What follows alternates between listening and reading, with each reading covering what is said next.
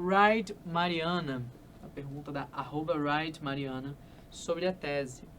É preferível defendermos nossa tese na redação do Enem, sem burlar os direitos humanos, ou ficarmos neutros, como muitos professores indicam? Mariana, vamos lá. Antes da gente falar de tese, eu vou ampliar um pouquinho, tá? Só pra gente não ter nunca mais problemas com relação à estrutura textual, porque falta uma semana e meia, mais ou menos, pra prova do Enem, né? E eu não quero que você tenha problemas com isso na hora da prova, não, tá? Com a estrutura toda ok, tua preocupação vai ser o conteúdo, que é menor, porque eu sei que você tá muito bem, você treinou o ano inteiro, conhece todos os temas, não vai ter problema com isso. Então vamos pra estrutura? Vou pegar a minha introdução. A introdução do texto dissertativo argumentativo, ela tem duas partes muito importantes. Primeiro, antes inclusive de falar disso, eu estou falando de um texto que é dissertativo argumentativo. Isso significa que, vou tirar todas as tuas dúvidas com relação a isso, tá? Por ser dissertativo, é importante que ele disserte, que ele fale sobre um tema. Ele vai falar sobre esse tema, ele vai mostrar posições, vai levantar uma hipótese. Sabe quando você faz uma dissertação da faculdade? Vai pelo mesmo caminho, tá? Quando você fizer, daqui a um tempinho, você vai saber como é que é. Por ser argumentativo, é muito importante que ele tenha o que a gente chama de posicionamento. Eu vou botar posição, tá? Só para ficar mais fácil. Uma posição sobre esse assunto, uma opinião.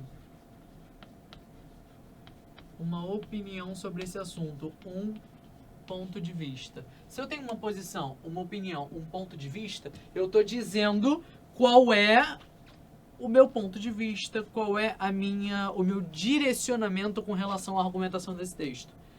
Cara, mas e se eu não digo isso? E se eu não deixo isso claro? Eu não estou fazendo um texto dissertativo argumentativo. Acho que eu já comecei a responder a tua pergunta, né, Mariana? O início do meu texto, a introdução do meu texto tem duas partes importantes.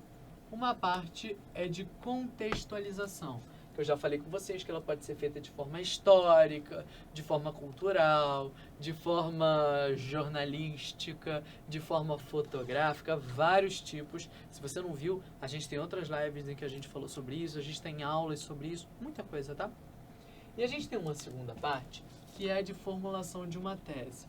E aí vem a pergunta da Mariana. Bernardo, essa tese precisa ter um posicionamento? Precisa se direcionar, digamos assim, para algum canto? Ela precisa ser direcionada? Sim. Por quê? Porque eu estou falando de um texto dissertativo argumentativo. Então eu preciso de uma opinião sobre o meu tema. Então essa tese, ela vai funcionar, ela vai trabalhar como uma opinião global do texto. Ela é uma opinião global mesmo. No outro dia eu estava dando esse exemplo na aula e eu acho que ele vai te ajudar. Espero que ele te ajude de verdade. Pega, vou colocar inclusive até do lado e com a mesma cor, tá? Você sabe o que é isso, né? Isso vem lá da tua biologia, né? Você aprende isso direto. Isso daqui é um DNA.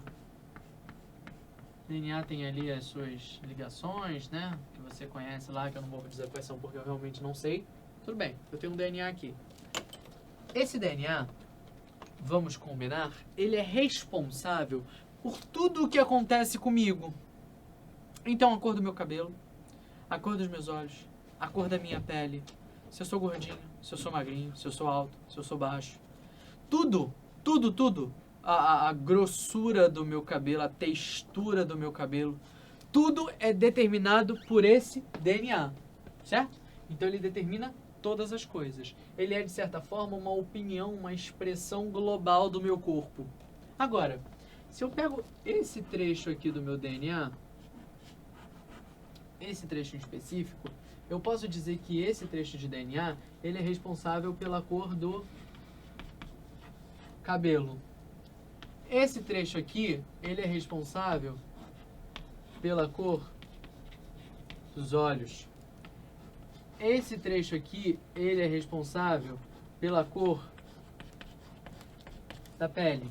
3 partes importantes do meu corpo: olhos, cabelo e pele. O que eu estou dizendo aqui? Que essa partezinha, ela vai determinar uma característica dentro das muitas características que o DNA como um todo determina. O cabelo, mesma coisa, a pele, mesma coisa. Tá entendendo a analogia que eu tô fazendo? Assim é no texto. Como assim, Bernardo? Tudo isso aqui funciona como uma tese. Então, todas as informações que vão aparecer no seu texto, repito, todas as informações que vão aparecer no seu texto têm total relação com a tese. Todas. Anota isso. Beleza? E quais são esses genes, né? Esses trechinhos, esses pedacinhos que fazem referência a cada uma das coisas que juntas, unidas, expressam a minha opinião global? São os argumentos. Gostou da analogia? Bem interdisciplinar, né? Olha só. Eu tenho aqui o primeiro parágrafo de desenvolvimento. Eu tenho aqui um segundo parágrafo de desenvolvimento. Eu tenho aqui um D1, eu tenho aqui um D2, eu tenho aqui um D3. O meu D1, ele vai apresentar um argumento 1.